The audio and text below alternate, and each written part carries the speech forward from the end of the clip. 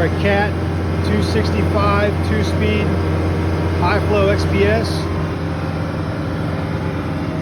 with a Bobcat 24-inch high flow cold planer.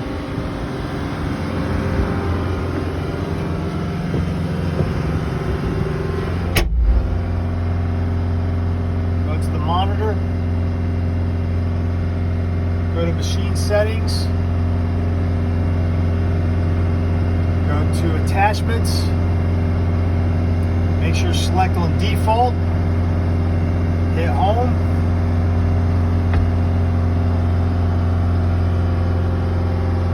full throttle, continuous flow selected, got release parking brake, with the loader frame arms up, thumb wheel forward.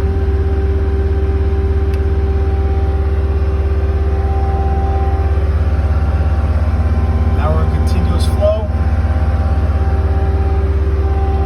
We want to select 7th auxiliary, default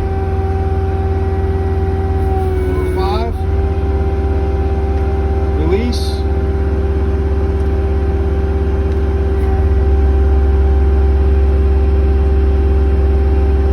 auxiliary 5, go to your right.